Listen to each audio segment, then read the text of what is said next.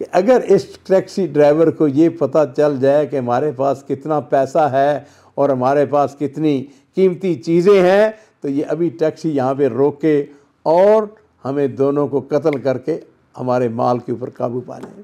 ہاں بھی جوان کیا ہوا، کیوں رو رہے ہو؟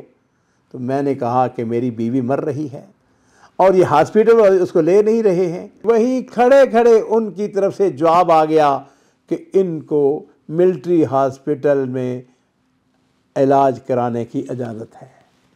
وہ ایک افریقی ملک کا امبیسڈر بن کر سعودی عرب میں آ چکا تھا اور آج میرے سامنے بیٹھ کر وہ چائے پی رہا تھا۔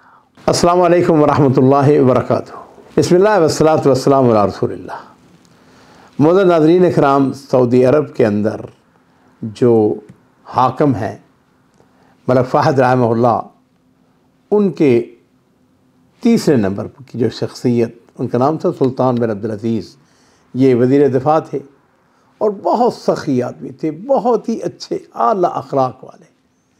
میرے لیے شرف ہے کہ میں نے ان سے ایک دو دفعہ ملاقات، ہینڈ شیک ہوا ہے، پھر دفتر میں بھی گئے ہیں۔ خیر، ان کے دفتر میں ایک سعودی کام کرتے تھے جن کا نام تھا عبدالعزیز الجاسر، اور بعض فیملیاں ہوتی ہیں جو نسل در نسل ان کو حکمرانوں کے ساتھ کام کرنے کا اعزاز حاصل ہوتا ہے، ان کے بڑے لائل ہوتی ہیں، بڑی ان کے تو یہ چونکہ عبدالعزیز الجاسر ان کے دفتر میں کام کرتے تھے تو سلطان بن عبدالعزیز رحمہ اللہ وہ ان کے ساتھ بڑی محبت کرتے تھے۔ ایک دن امیر سلطان ان سے کہنے لگے، عبدالعزیز، باقی سارے جتنے دفتر کے لوگ ہیں سب چھٹی لیتے ہیں، مختلف ملکوں کے اندر جاتے ہیں، تم نے کبھی چھٹی نہیں لی، تم ہمیشہ دفتر۔ اس سے کہا تعالیٰ مرک بات یہ ہے کہ مجھے دفتر میں آ کے مزہ آتا ہے، میں دفتر میں کام کر، یہی میری چھٹی ہے۔ جی بعض لوگ ہوتے ہیں جن کا کام یہ شوق ہوتا ہے کہ وہ دفتر میں بیٹھے رہیں، گھر کو اچھے نہیں لگتے۔ خیر، انہوں نے کہا اچھا بات سنو، تم بھی کسی چیز کا چھٹی لو؟ اس نے کہا نہیں تعالیٰ مرک میں بڑا۔ خیر، عزیز ہوا یوں کہ پرنس سلطان جو تھے انہوں کو ایک دفعہ، اور یہ دنیا کے امیر ترین لوگوں میں سے تھے بائی دی وے، پرنس سلطان نے کہنے لگے کہ ایسا ہے کہ تم بوڑھے ہو چکے ہو، ایسا ہے کہ امریکہ میں ایک بہت بڑا ہاسپٹل ہے، تم ایسا کرو کہ ہم تمہیں وہاں پہ بھجواتے ہیں، تم ہمارے خرچے پہ جاؤ گے اور وہاں تم جا کے اپنا چیک اپ کرو، میڈیکل چیک اپ کرو، وہاں کچھ وقت گزارو اور تمہاری صحت پہلے سے بہتر ہو جائے گی۔ اس نے کہا تعالیٰ مرک یہ تو بات ٹھیک ہے، مجھے واقعی اپنا یعنی وہ ٹیسٹ ویسٹ کرانے چاہیے۔ انہوں نے کہا ٹھیک ہے۔ اب ان کا وہاں پہ دفتر تھا، ویسے بھی سفارت خانہ بھی ان کے ماتحت تھا، سارے ارینجمنٹ ہو گئے۔ ان کا ایک دوست تھا، جب یہ جانے لگے نا امریکہ، اس نے کہا جی میں بھی تمہارے ساتھ چلتا ہوں۔ ان کا تو اچھی بات ہے، ہم دونوں دو بندے ہوں گے، اکیلے میں نے کیا جانا ہے، تو مل کے چلتے ہیں۔ خیر جی، وہ بھی تیار ہو گئے اور یہ عام سی بات تھی ان کے لیے۔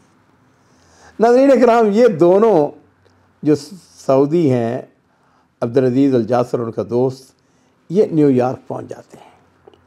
اب نیو یارک سے آگے ان کی فلائٹ تھی جس کے اوپر جانا تھا انہوں نے، اور وہاں پر ان کے لیے باقاعدہ استقبال کا پروگرام بنا ہوا، لوگ جو ہیں وہ ان کو تعلیمات دی جا چکی ہیں کہ فلاں شخص آ رہا ہے، ان کے ہوٹل وغیرہ تو خیر بک ہو چکا تھا ان کے سب کچھ، لیکن استقبال کے لیے لوگ جو تھے وہ۔ اب ناظرین اکرام، ہوا یوں کہ یہ دونوں جو ہیں یہ بیٹھے ہوئے ڈومیسٹک فلائٹ کے لیے، اور ڈومیسٹک فلائٹ میں ابھی کچھ ٹائم ہے۔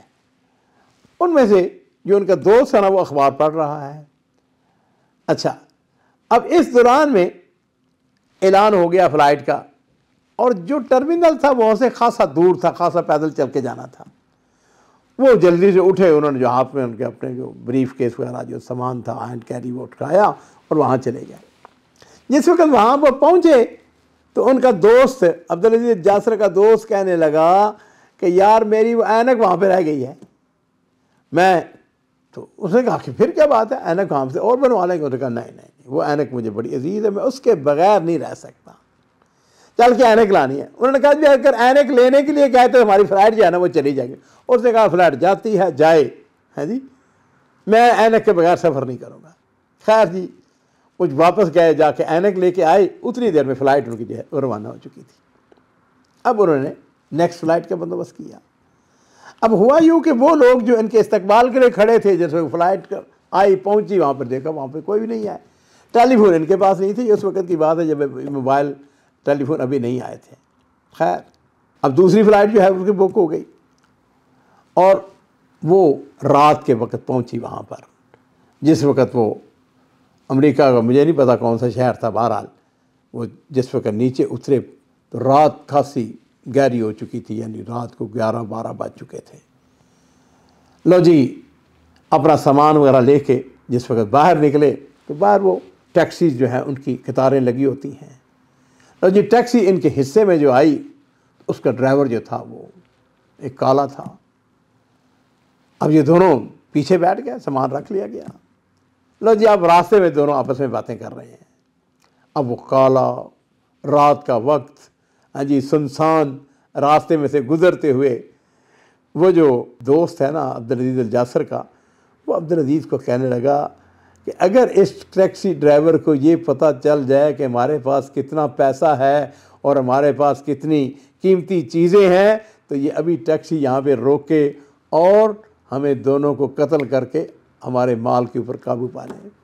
عبدالعزیز الجاسر کہتے ہیں اعوذ باللہ، اللہ کا ذکر کرو، چھوڑو ان باتوں کو، ایسی تو ہم پرستی کی باتیں نہیں کرتے، اور اللہ کا ذکر کرتے ہوئے پہنچو انشاءاللہ خیر ہوئے گی، کچھ نہیں ہوتا.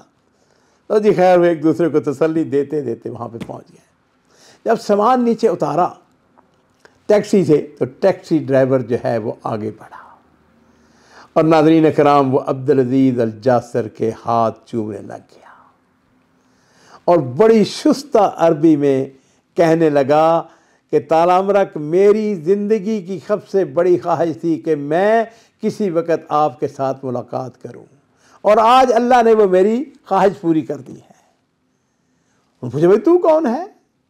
اور وہ A1 قسم کی عربی بول رہا ہے.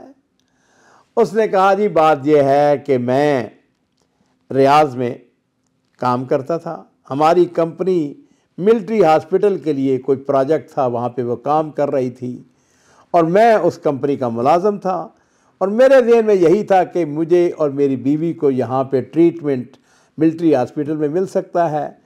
میری بیوی شدید بیمار تھی، میں اس کو لے کے ہاسپٹل آ گیا. جس وقت ہاسپٹل میں پہنچا تو ہاسپٹل والوں نے میری بیوی کو لینے سے انکار کر دیا. انہوں نے کہا کہ تمہیں تو انٹائٹل ہی نہیں ہے، اور کہتا ہے کہ ادھر میری بیوی کی حالت جو تھی انتہائی خطرناک تھی، اور میں جو ویٹنگ ایریا تھا میں وہاں پہ بیٹھ کر زور زور سے رونے لگا اور کچھ نہیں تھا میرے پاس. کہتا اتنی دیر میں آپ وہاں سے گزرے، آپ نے جب مجھ کو دیکھا کہ میں رو رہا ہوں تو آپ نے مجھ سے آ کے کہا ہاں بھی جوان کیا ہوا، کیوں رو رہے ہو؟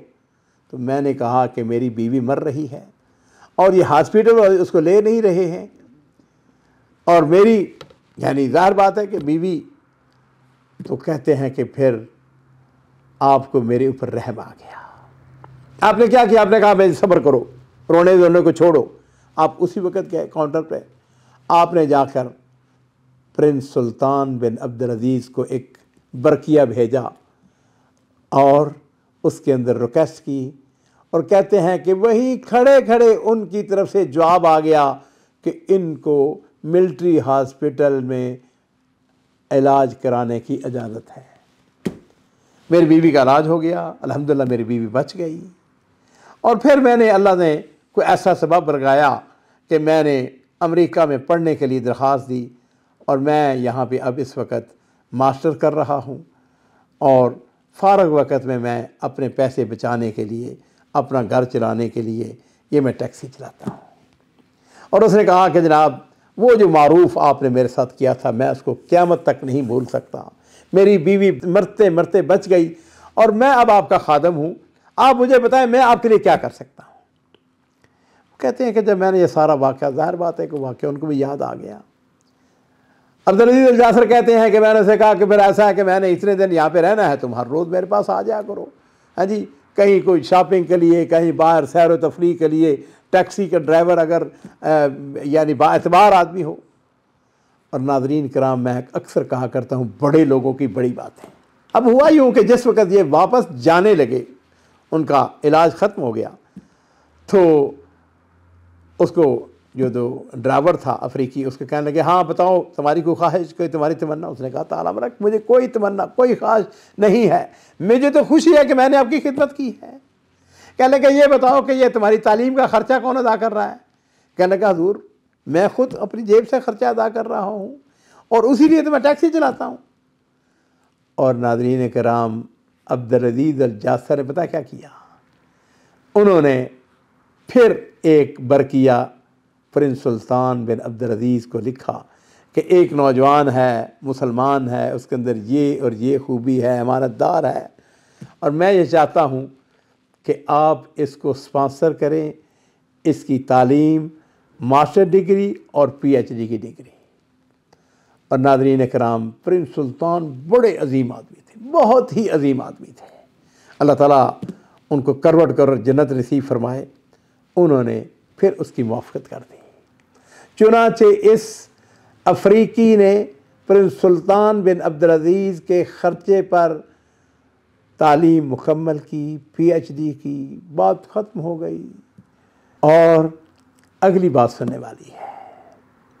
اور عزیز ہوا یوں کہ عبدالعزیز الجاسر کہتے ہیں کہ میں ایک دن اپنے دفتر میں بیٹھا ہوا، مجھے وزارت خارجہ سے ٹیلی فون آیا اور انہوں نے کہا کہ جی ایک افریقی ملک کا ایمبیسڈر آپ سے ملاقات کرنا چاہتا ہے۔ میں نے کہا میرا اس کے ساتھ کیا تعلق ہے بھائی؟ انہوں نے کہا نہیں وہ مصر ہے، وہ کہتا ہے میں نے ہر حالت میں ان سے ملاقات کرنی ہے، لہذا آپ ان کو وقت دیں۔ کہتے ہیں میں نے بادل نخواستہ وقت دے دیا، پتہ نہیں کون آ رہا ہے، کیا چاہتا ہے مجھ سے۔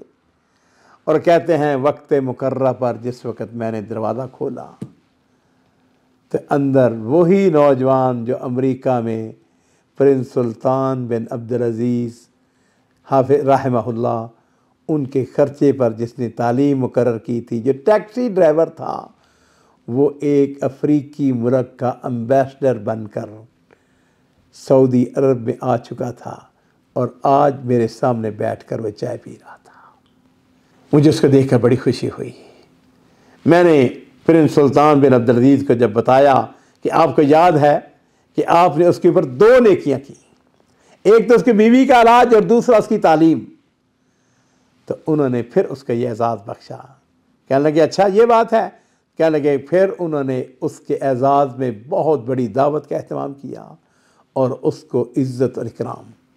ناظرین اکرام، میں نے شروع میں عرض کیا تھا، اس بات کو ذہن نشین کر لیجئے، وَفْعَلُوا الْخَيْرَ لَعَلَّكُمْ تُفْلِحُونَ۔ خیر جو ہے نا، نیکی جو ہے وہ کبھی ضائع نہیں جاتی ہے۔